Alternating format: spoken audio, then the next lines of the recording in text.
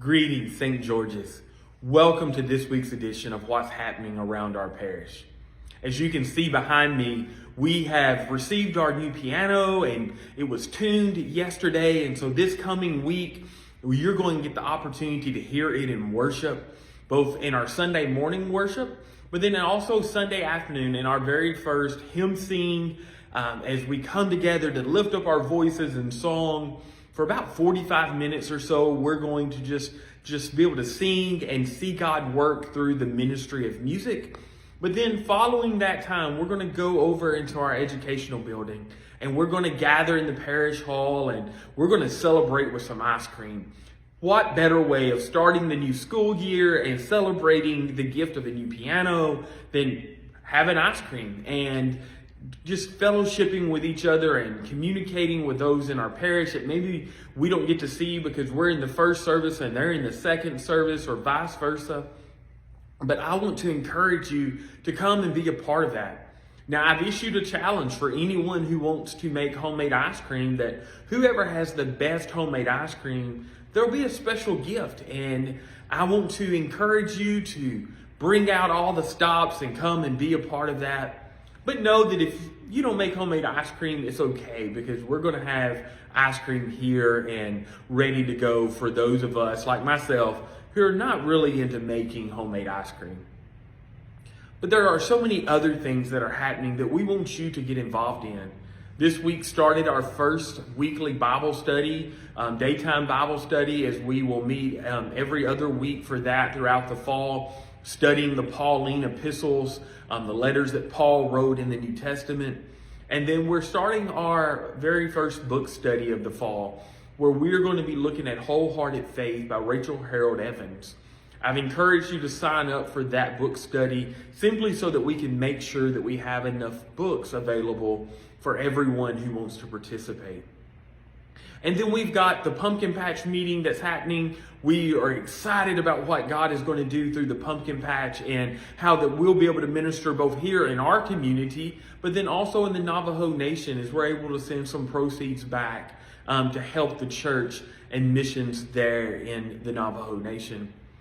There are a lot of things that are happening over the fall. The work is prepped to begin in the parking lot as we see the renovations that will be happening there.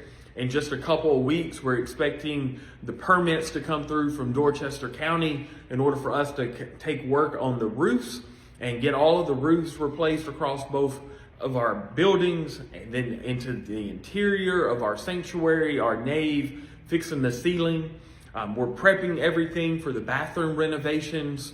There's so many other things that are happening here on the campus that we cannot say enough good things about what God is doing and how He is moving.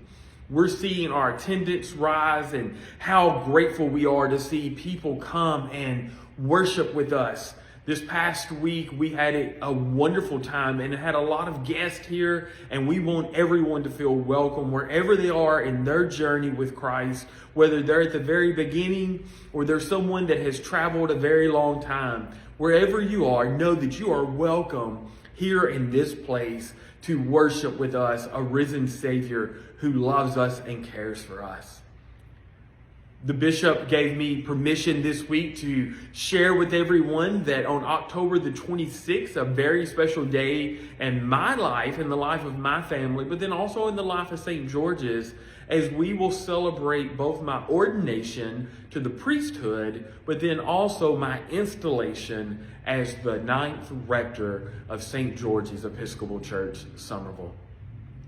We want you to mark your calendars for that day. It is going to be a wonderful time as we gather together, as we sing and as we worship with fellow clergy from around the diocese, with fellow worshipers from our friends and family from around our diocese and even the greater Episcopal Church, as we celebrate what it means to become a priest, but then also what it means for the church to join together with the rector and that partnership of reaching and ministering to our community as we have been called to do.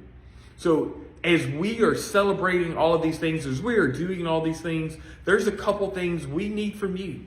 First, we need your prayers. We need you to pray for St. George's. Pray for myself, pray for Ward, for Diane, for all the leaders of our church, our vestry, and the ones who are doing what God has called them to do to serve. There is no job that is greater than any other in this place of worship. We all do it for the glory of Christ, and it is an exciting time for us. But two, we want you to come. We want you to be a part of what we're doing. We cannot ask you enough to get involved wherever it may be. If it is in the Bible studies, the book studies, if it's in worship, if it's singing in the choir, if you're a musician, if it's an acolyte, if it's helping with the altar, whatever it is God is leading you to do, get involved. But then also give.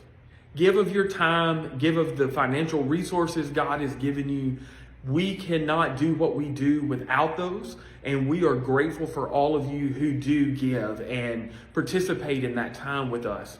We want to encourage everyone to be a part of this place of worship.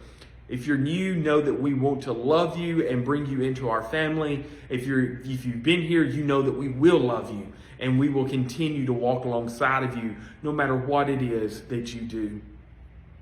This past week, as I was giving communion to those at the altar rail, I was reminded by the look on the face of one person whose eyes just overwhelmingly filled with joy as I was about to hand them that morsel of bread. And I told someone after the service, that is why I do what I do. When I see the look upon their face